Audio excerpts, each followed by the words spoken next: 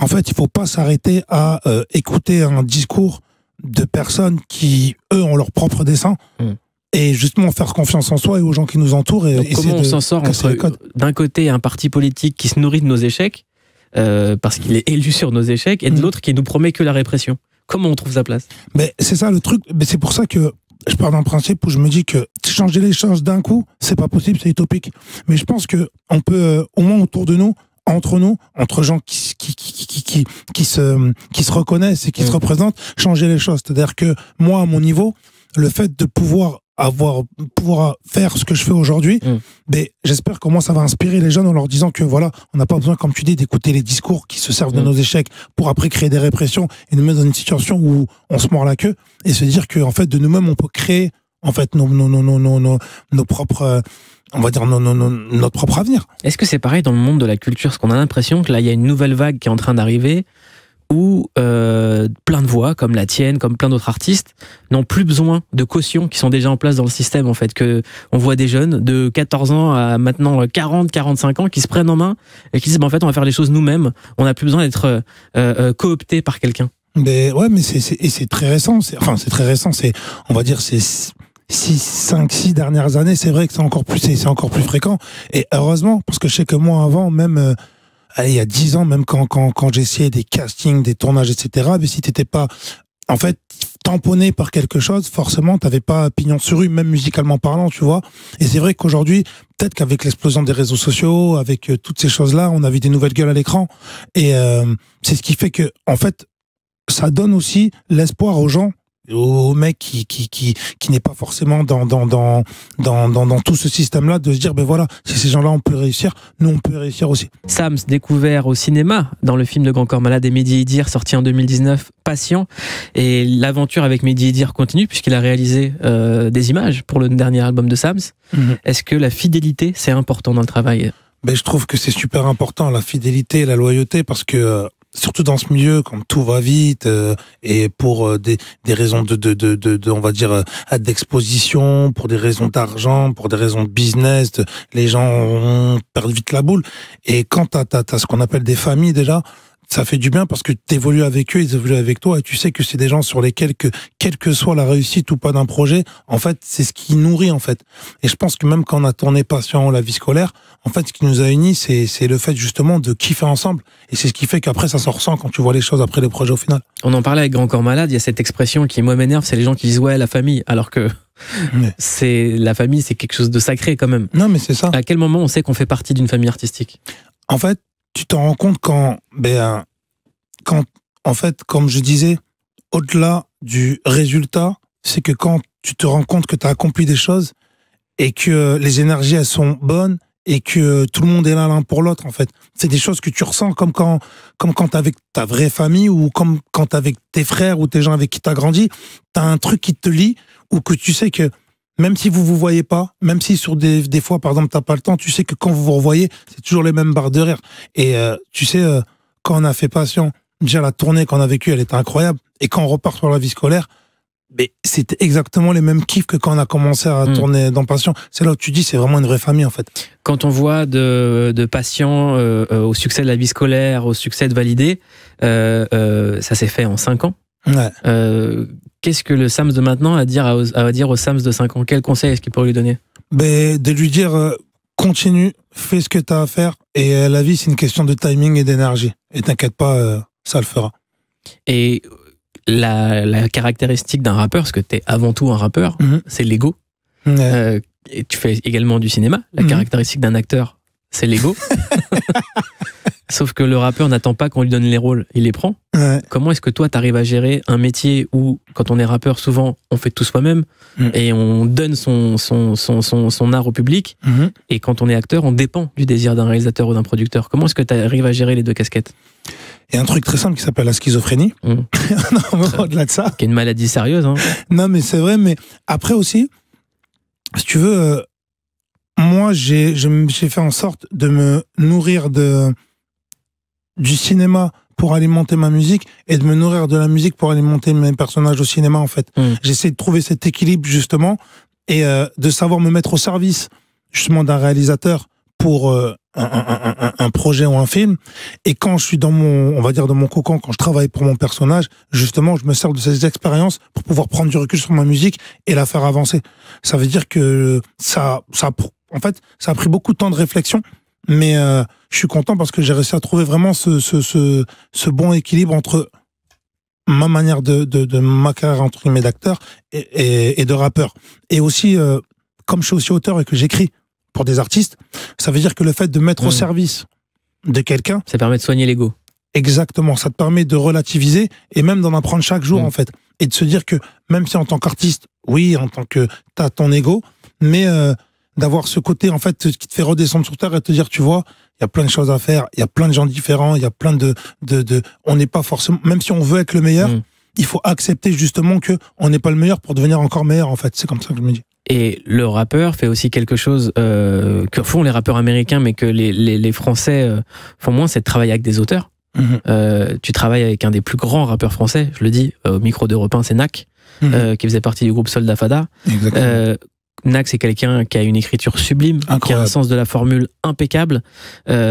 Comment est-ce que tu es allé le chercher et comment ça s'est fait en fait? En fait, si tu veux, c'était dans mon album, il y a un morceau qui s'appelle Pour quelques dollars de plus. Et j'avais réfléchi à un storytelling.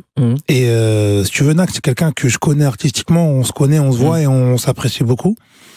Et justement, moi, j'avais cette démarche justement un peu comme les rappeurs américains, de me dire que, ou même comme quand tu fais un film, tu vois par exemple un scénariste, il va prendre un chef opérateur, il va prendre toute une équipe pour justement sublimer son sujet. Et je me suis dit pourquoi pas faire la même chose justement en musique. Et c'est pour ça que j'ai contacté Nak, parce que comme tu dis, pour moi c'est une des plus belles plumes du rap français. Et donc quand je lui ai parlé du concept, il a tout de suite accroché. Et ce qui est bien, c'est que, comme on disait juste avant, moi, j'ai pas ce problème d'ego. Je pars d'un principe où je me dis que je sais pourquoi je vais le chercher. Et donc, du coup, j'ai pas à rougir de formules de phrases ou justement, au contraire, je suis content parce que je me dis, s'il accepte de travailler avec moi, c'est qu'il reconnaît aussi mon travail. Et donc, du coup, j'avais un début, et puis il est venu après sur l'histoire, et puis on a, après, il y a une magie qui se passe quand tu travailles en studio, c'est que t'as la magie de l'instant où chacun se sublime, en fait. Et puis ça a donné ce morceau. C'est aussi quelque chose que font très peu les rappeurs français, c'est la reprise, la suite d'un classique du rap français, un classique d'Idéal J, qui s'appelle Pour une poignée de dollars. Pour une poignée de dollars, ouais. Comment est-ce que tu t'es dit que personne ne fait ça, en fait, encore? Mais, en fait, si tu veux, moi, j'aime beaucoup essayer on va dire, d'innover même dans ma propre musique, tu vois. Et c'est vrai que pour moi, t'as vu, pour le morceau Pour une poignée de dollars d'Idéal J, pour moi, il fait partie de mon top 10. C'est vraiment des titres de rap français. Et l'album Le combat continu d'Idéal J fait partie de mon top 3. Non, mais c'est un classique incontestable. Imbattable. Et en termes de storytelling, j'ai trouvé ça super fort dans l'angle que Kerry James prend dans le morceau.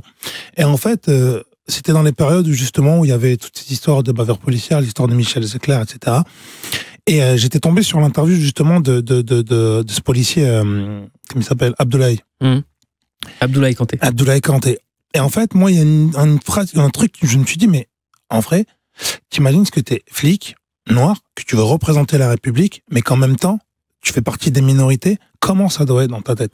Et je me suis imaginé un scénario où, en fait, c'était une rencontre du 13e type entre Michel Zecler qui rencontre Abdoulaye Kanté. Tu vois? Et pour moi, la meilleure référence, justement, sur les histoires de bavure policière, c'est le morceau de Kerry James. Donc, je me suis dit, en plus, vu qu'il appelait Pour une poignée de dollars, même en référence au western, il y avait la suite qui était pour quelques dollars de plus. Donc, je me suis dit, t'as vu, dans mon cerveau, ça s'est aligné en me disant, putain, c'est l'occasion rêvée de pouvoir faire vraiment une suite.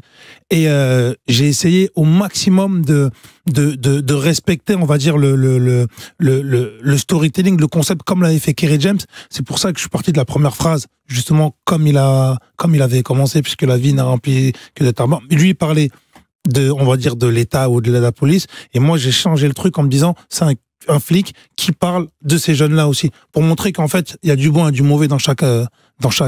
Ça dit aussi quelque chose de la culture hip-hop en France, c'est que souvent, on disait, le rap sera pris au sérieux comme le rock quand des artistes de rap feront des reprises d'artistes de rap, quand il y aura des rappeurs qui feront des livres, quand les rappeurs feront leurs séries, leurs films, et ça y est, on y est en fait. Aujourd'hui, le rap a pris le pouvoir. Non, mais exactement. Et n'a pas besoin de légitimation de l'extérieur. Et c'est ça qui est bien, c'est qu'en fait, le rap a réussi à justement créer un système dans le système. C'est-à-dire qu'en fait, par la force des choses, par la qualité des artistes, par la pluridisciplinarité des artistes. Pluridisciplinarité. Pluridisciplinarité. Voilà. Pluridisciplinarité. Et ce qui est bien, c'est, comme tu dis, il y en a qui font des livres, des films, qui font des pièces de théâtre, qui font des comédies musicales. Le rap est partout. Et c'est ce qu'on espérait. C'est-à-dire que le rap, comme aux États-Unis, soit implanté dans les mœurs, tu vois, et avec les générations qui changent. Donc du coup, on est arrivé à un stade où justement chacun peut faire sa musique, peut avoir des musiques super mainstream, comme peut avoir des trucs très underground. L'important, c'est que la musique vive, en fait. Aujourd'hui, qu'est-ce qui te fait vibrer dans le rap? Moi, ce qui me fait vibrer, c'est justement cette diversité. Vraiment. Cette diversité entre Jul, tu peux passer d'un Jul à même à un Nak, tu vois. Et c'est-à-dire que c'est des styles totalement différents, mais ça s'inscrit dans le rap. Et moi, ça me fait vibrer parce que je me dis, en fait, le champ des possibles, il est énorme, en fait. Est-ce que le fait d'être comédien et de tourner dans plein de films, t'es un acteur qui travaille beaucoup, te permet d'être libre artistiquement dans le rap? Totalement. Et de pas avoir la pression des chiffres de la première semaine, de pas avoir tout ça.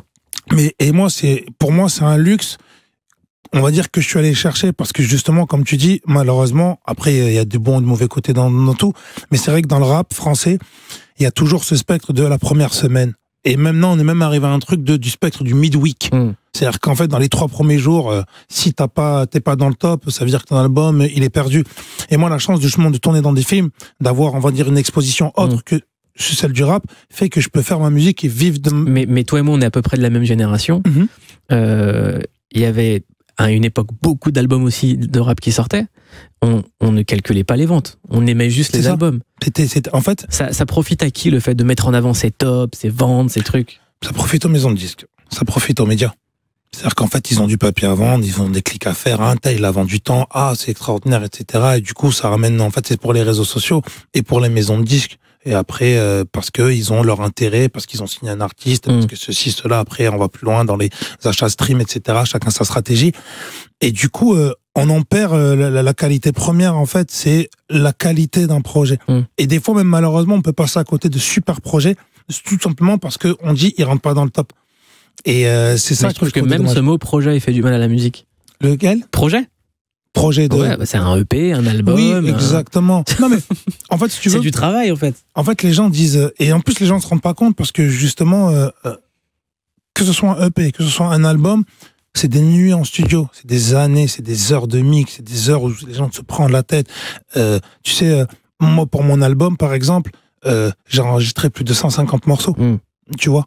Mais en fait, tu te dis des fois, c'est fou parce que sous prétexte que, par exemple, t'es pas dans le top, quelqu'un va dire, ah ben non, je vais pas écouter. Alors que, en vrai, comme tu dis, dans l'époque où nous, on kiffait le rap, il y avait des albums qui sortaient, tu prenais ton CD, t'écoutais. Si t'aimais, tu disais que t'aimes, si t'aimais pas, ben c'est pas grave. Mais en tout cas, je pense qu'il y avait vraiment ce côté de découvrir de la musique, aimer de la musique. Il y a un discours qui est en train d'émerger aux États-Unis, notamment avec des artistes comme Childish Gambino, à travers sa série Atlanta, qui commence à dire, il va falloir que le rap s'organise contre les plateformes de streaming. Il va falloir qu'on arrête d'être dépendant des algorithmes, où c'est 5 mecs de la Silicon Valley qui rigolent de nous, qui nous laissent faire nos conneries, qui nous laissent faire la promotion de valeurs qui sont pas les nôtres, et de la bêtise, et qui profitent de cette division, en fait. Est-ce qu'il va falloir que le rap se réorganise comme il l'a fait face aux radios mainstream à une époque? Mais totalement. Parce qu'en fait, le problème, c'est que on est rentré dans un truc où, vu que le rap a la plus grosse part de marché dans les plateformes streaming, ça devient un peu, ça devient, en fait, ça commence à entrer dans une bulle de spéculation et qui gonfle. Et après, il y a les histoires des achats stream, etc. Ça veut dire que maintenant, les gens parlent comme terme de stream. Ils parlent plus en termes de qualité. Et comme on dit, le problème, c'est qu'en plus, la rémunération par rapport au stream, elle est minime par rapport à la place que le rap a en France.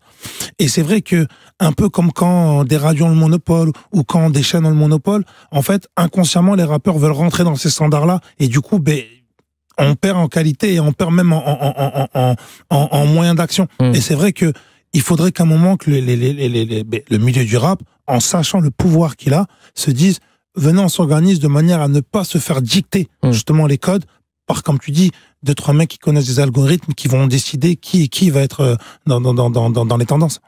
Comment tu vois aujourd'hui, je refais un lien avec le film Placé, tu sais, il y a cette phrase d'Ayam fait partie de tes influences, il y a cette phrase d'Ayam qui disait quand tu allais on revenait, des gens qui étaient des méga stars il y a 3 ans, qui sont aujourd'hui au RSA, qui étaient les rois justement sur les plateformes de stream, et qui sont des jeunes à qui on a tout donné, des contrats et des avances pas possibles, on en a vu arriver, on en a vu revenir. J'appelle ça les étoiles filantes. Comment tu les vois, et comment tu vois ce système-là? Mais c'est dommage, et justement c'est ce qui fait peur, c'est qu'aujourd'hui, c'était le sens du morceau de Kanye West, New Slave d'ailleurs. Exactement. Et aujourd'hui, ce qui fait peur, c'est que je vois plein de jeunes qui, en fait, sont là pour dire « Ah, mais moi, je suis là pour faire un braquage et me barrer ». C'est-à-dire qu'en fait, on parle plus de passion de musique, on parle juste d'exposition. Tant que le mec est exposé ou il pète, il est content. C'est-à-dire qu'en fait, ça devient un grand fast-food où tout le monde vient, se sert et part. Et je trouve ça dommage parce que même les jeunes, c'est un mauvais indicateur parce qu'au début, il va arriver, gros contrat, les habits, etc., tout ceci, tout cela. Et en fait, il n'a même pas de plan pour plus tard, il n'a même pas de plan de reconversion. C'est-à-dire qu'une fois qu'il n'y a plus rien, et le problème, c'est qu'il y a tellement eu cette hype autour de cette personne que le mec va dire, ben non, j'ose pas maintenant retourner à une vie normale parce que les gens vont dire que, et tu rentres dans des engrenages et puis, ça crée ça crée des artistes dépressifs. Et ça, c'est très dangereux. Quand les mecs, ils ont 17, 18 ans, au bout d'un moment, t'as vu, il faut essayer de penser à un plan sur un long terme, de manière à ce que, ne serait-ce que même psychologiquement, les jeunes retombent bien sur leurs pattes, tu vois. Il y a aussi l'avènement des marques de luxe dans les quartiers, en tout cas dans l'imagerie des quartiers. On a vu des jeunes mettre leur budget pour aller s'acheter des fringues dans une marque de luxe et rien donner à leur mère avec l'avance de la maison disque. Comme ça, c'est incroyable. Mais c'est en fait, et c'est ça les dérives, en fait, parce que le rap prend tellement de place et aujourd'hui, on est beaucoup sur l'image. Ça veut dire que, comme tu vois, les marques de mode, forcément, elles s'intéressent à ce qui marche. Donc, en fait, ils vont fournir. Et aujourd'hui, des fois, le discours de certains, c'est voilà, je vais prendre mon avance, je vais m'acheter tel monde, je vais m'acheter ceci, cela. Moi, je sais que, par exemple, quand j'ai commencé, moi, le premier chèque que j'avais eu, je me rappelle, j'avais fait la compile Hostile 2006. J'avais fait un titre, un chèque de 2000 €. Pour un titre, moi, tout de suite, j'ai donné de l'argent à ma mère, j'ai pris de l'argent pour essayer d'en faire plus, mais je ne suis pas dit, ah, vas-y, je vais m'acheter une dernière paire de Nike, etc. Alors qu'aujourd'hui, des gens prennent des cachets juste pour aller s'acheter des montres les mecs, ils ont 15 ans.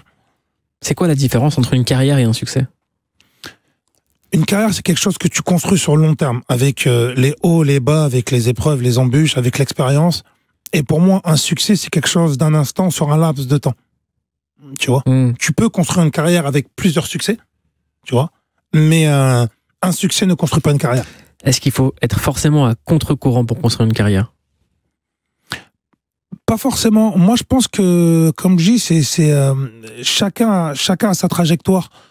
Par exemple, il y a des gens qui ont construit des carrières que sur des succès. Après, ils sont très peu, mais Jean-Jacques Goldman, si tu nous écoutes. Ouais. Big up, SO Jean-Jacques. Ouais. Lui, c'est le king du game. Mais voilà. Mais c'est vrai que, généralement, pour moi, construire une carrière, je pense que pour construire une carrière, il faut avoir connu des succès comme des échecs. Parce que c'est ce qui, au final, va donner le côté... c'est ce qui va donner le côté empathique même. Moi, je sais que même, t'as vu, quand je regarde des documentaires sur des carrières d'artistes ou de sportifs, moi, ce qui me fait vibrer, c'est que tu dis, putain, le mec a connu un succès. Ah, il a connu une période creuse. En fait, c'est comme des films, en fait. C'est comme des histoires de héros. En tout cas, l'une des plus belles carrières de l'histoire de France, c'est celle de Charles Aznavour, ça a été laborieux, ça a été long. Il a toujours persisté, il a tenu. Il a toujours été, pour le coup, à contre-courant. Comme en 1972, où il écrivait Comme ils disent. Pourquoi ce morceau? Parce que pour moi, c'est une des formes les plus belles de storytelling, en fait. Et moi, j'aime beaucoup le rap qui raconte des choses. Et ne serait-ce que même dans toute l'histoire. Pourtant, en plus, et tu sais qu'en plus, c'est un morceau où il parle il parle d'homosexualité. Et à cette époque-là, c'est très fort, en fait, tu vois. Et Charles Aznavour, c'est un des artistes qui m'a le plus inspiré, et surtout en termes de storytelling. Une autre de tes sélections dans ta playlist, Sam, c'est Central C avec Obsessed with You. Ouais. Central C, c'est un musicien de Londres qui a 23 ans. Pourquoi avoir choisi ce morceau? Parce que ce morceau, c'est un morceau qu'en ce moment j'écoute peut-être une fois par semaine.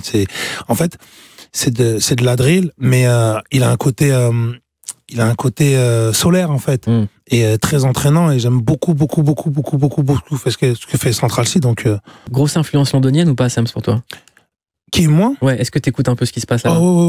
J'écoute beaucoup parce que comme je te disais en off, c'est que tu sais, les Anglais, ils sont dans une position où ils sont ils ont la langue anglaise, donc mais ils sont en Europe, et donc c'était compliqué souvent avec le marché français qui prend beaucoup de place, et ils sont inspirés, ils ont leur propre musique, leur propre courant, et c'est en train d'exploser. Donc je trouve ça très très fort. Moi, j'aime bien. Pendant longtemps, Londres était la capitale de la pop. On pense aux Beatles, on pense à Elton John, et aujourd'hui c'est la capitale de la pop mondiale grâce à la musique nigérienne. On pense à Burna Boy. Exactement. Et c'est incroyable ce qui est en train de se passer en ce moment dans la musique. On a l'impression qu'il y a une inversion des pôles en fait. Ouais. Que tout est en train de se bouleverser. Mais c'est ça, c'est que on va dire dans les dernières années où en fait tous les codes ils sont cassés.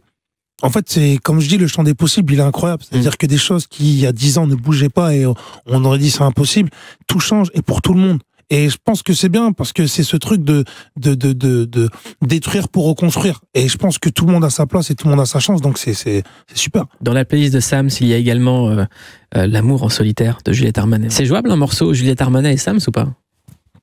Si j'aurais l'occasion, franchement, je le fais. Ah, je le fais direct. C'est pour moi la musique, t'as vu, c'est des émotions, donc quels que soient les courants, et franchement, si j'ai l'occasion, je le fais. Quand on travaille avec Grand Corps Malade en collaboration, qu'on a un rappeur et que Grand Corps Malade fait du slam, comment est-ce qu'on arrive à adapter les flows en fait? Moi, c'est la question que je m'étais posée, mais tu sais, c'est ça, c'est le côté challenge déjà. Ce qui était cool, c'était la plume. C'est-à-dire que quand t'as une plume comme Grand Corps Malade qui est en face de toi, donc tout de suite tu t'essaies de te mettre au diapason.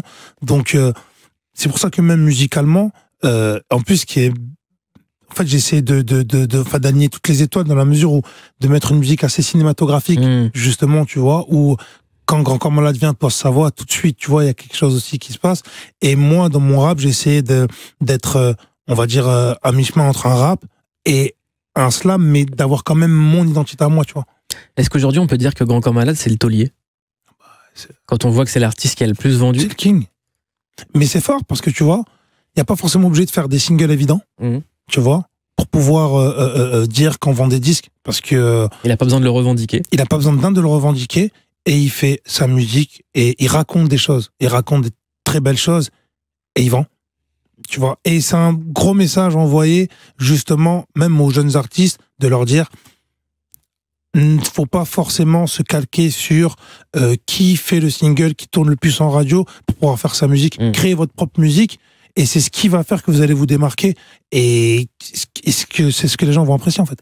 Il y a le producteur de Grand Corps Malade qui me disait il y a quand même maintenant 15 ans, il me disait à force de nous voir ils s'habitueront. Il le savait pas parce que c'est un ouf, mais c'est une phrase de René Char. C'est un génie. Est-ce que c'est important en fait de se dire que c'est une course de fond et qu'il faut habituer les gens à son art et pas faire ce que demande le public? Non, mais c'est ça, parce que si tu fais ce que demande le public, au bout d'un moment tu deviens comme tout le monde. Ça veut dire que tu n'as pas cette singularité qui fait que le public va t'aimer. Parce que et donc je pense que, comme on dit, tu peux prendre l'ascenseur, mais quand tu prends les escaliers, t'arrives en haut, t'as les jambes musclées. Ça veut dire que le chemin, tu peux le faire 2 ou 3 fois. Si tu prends l'ascenseur et que tu redescends, l'ascenseur est en panne, tu monteras plus. Et je pense que, comme je disais tout à l'heure, c'est une course de fond, et c'est sur le final, même quand tu vois un artiste que t'as connu des années et que tu vois son évolution, tu lui donnes encore plus de crédit et t'essaies de lui donner encore plus de force, parce que tu sais qu'il a galéré pour en arriver là, et il a jamais, il a toujours, il a lutté avec ses convictions. Est-ce que pour toi, tu crois plus en la chance ou tu crois plus au destin? Parce que les artistes sont quand même tous très superstitieux. Moi, je pense plus, je dis toujours, c'est une question, pour moi, c'est la vie, c'est une question de timing. Moi, je crois plus au timing. Donc au destin. On va dire à l'alignement des étoiles, ouais, on va dire au destin. Est-ce que t'as la foi? Ouais, j'ai la foi.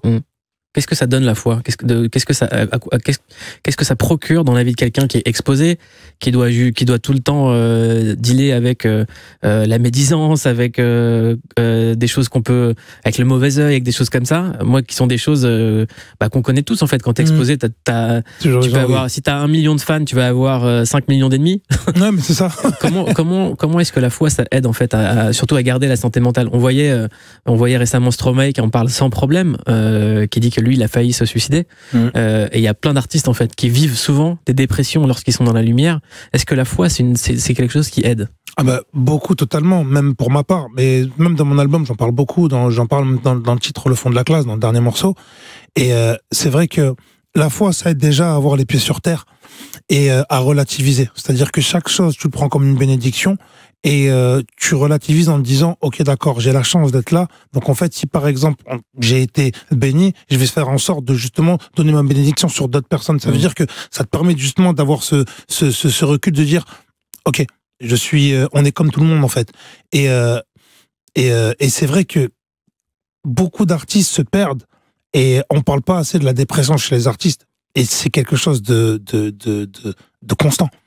Même si c'est pas nous, même si c'est dans des périodes, ça va être pour d'autres artistes autour de nous, ça va être les gens, l'entourage, qui vont pas comprendre le fonctionnement. Nous, on est sujet des fois à des paramètres dans le cinéma ou dans la musique que les gens ne savent pas. Les gens, ils te voient à la télé, ils t'écoutent à la radio, ils imaginent même pas tous les rouages qu'il peut y avoir, les gens qui peuvent essayer de te mettre des bâtons dans les roues, les gens qui vont parler, les gens qui vont... Et en fait, du coup, quand tu rentres chez toi et que tu coupes tes réseaux, t'es seul face à toi-même et c'est avec cette foi qui fait en sorte de te canaliser pour justement pas partir dans des travers. Quand on a la foi, quelle que soit sa religion, il y a 2 mots qui reviennent souvent, c'est merci et pardon.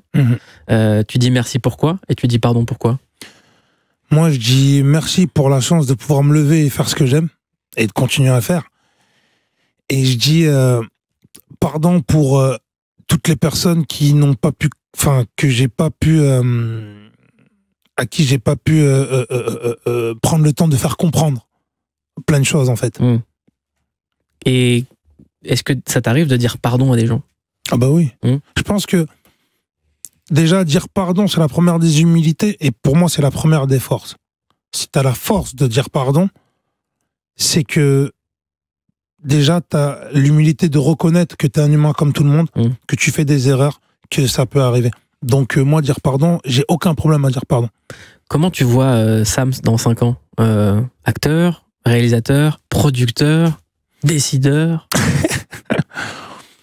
Si je peux avoir tout ça en même temps, moi j'ai pas peur. Mais ouais, dans 5 ans, en fait, je me projette pas. J'embrasse toutes les choses qui peuvent arriver, toujours avec les bonnes énergies, mais si je peux faire un maximum de choses et de projets, que ce soit en producteur, en artiste, que ce soit en acteur, que ce soit même en réalisateur, pourquoi pas? Je me dis, il y a 5 ans, je pensais pas être là, donc dans 5 ans, je sais pas où je serai, tu vois. Aujourd'hui, l'un des acteurs les plus populaires du monde est français, il s'appelle Omar Sy. Est-ce que c'est un exemple? C'est une inspiration folle. Omar Sy est une inspiration folle. Et c'est même une fierté de se dire qu'un acteur français qui est issu du milieu urbain comme nous, aujourd'hui à Hollywood, ben, c'est une première source d'inspiration. C'est que tu te dis que si lui l'a fait, tu peux le faire. Et même si tu le fais pas, même si tu fais un quart de ce qu'il a fait, c'est énorme, tu vois. Donc forcément, bien sûr que oui. On réalise pas souvent l'importance des représentations et l'importance justement de l'impact d'Omar Sy en fait. Du fait que qu'un Omar Sy existe ou que toi t'existes au cinéma ou à la télévision, ça donne de la force en fait à des gens. Est-ce que toi tu le vois dans la nouvelle génération d'acteurs qui peuvent avoir plus confiance en eux ou plus confiance en leur destin? Non mais bah oui, tu sais moi, je te jure, hein, à plein de moments, je vois des gens qui viennent et qui me disent merci. Et moi, au début, je comprenais pas. Je leur dis mais merci, moi je fais ce que j'ai à faire. Et ils me disent non mais tu te rends pas compte parce que on voit d'où tu viens, on voit comment t'as galéré et ce que t'es en train de faire, ça nous donne une force incroyable. Et en fait, quand t'entends ça, je te jure, c'est mieux que tout. C'est mieux que tout. C'est mieux qu'un succès parce que tu te dis putain, moi avait des gens qui m'inspiraient, où je me disais que ce qu'ils faisaient, les mecs étaient extraordinaires. T'as des mecs qui ont le même ressenti. Ça veut dire que la force que tu leur procures, elle est énorme. Et je trouve que ça n'a pas de prix. Hein. On le dit ce soir, on remercie Omar Sy d'exister. Ah, merci beaucoup, merci. On a passé un bon moment avec Sams, dont l'album est toujours dans les bacs. J'adore dire dans les bacs, ça fait un peu à l'ancienne, mais c'est important de l'acheter également en physique. Exactement, ouais. T'as travaillé pour ça quand même? Bah oui, en plus c'est une belle pochette faite par Fifou, faut la voir. J'ai cassé une vitre. Quelle belle pochette n'est pas faite par Fifou. Les clips sont réalisés par Mehdi Idir, qu'on embrasse très très fort, et c'est magnifique. Gros big up. T'es au cinéma dans le film Placé. Exactement. Qui est un film très important qu'il faut aller voir. Et j'incite tout le monde à aller le voir. Rappelle-nous juste le pitch du film avant de se dire au revoir. Le pitch du film, c'est un jeune qui rate son concours parce qu'il a oublié sa carte d'identité. Donc son ami lui présente son cousin qui lui demande d'aller travailler dans un centre, un foyer qu'on appelle les MEX. Et puis voilà. Et je rappelle qu'il y a plus de 300 000 enfants, adolescents et jeunes majeurs placés en France, dont 61 000 hébergés dans les établissements de l'aide sociale à l'enfance. Il y a un peu moins de 2000 établissements dédiés à l'aide sociale à l'enfance en France. Et on va se quitter avec un autre morceau que j'aimerais choisir. Okay. Mais là, déjà, je dis au revoir à Sams et merci. Et tu reviens quand tu veux sur Europe 1. Merci à toi, vraiment. Et on se quitte avec Benjamin Epps. Dieu bénisse les enfants. Très bonne soirée sur Europe 1.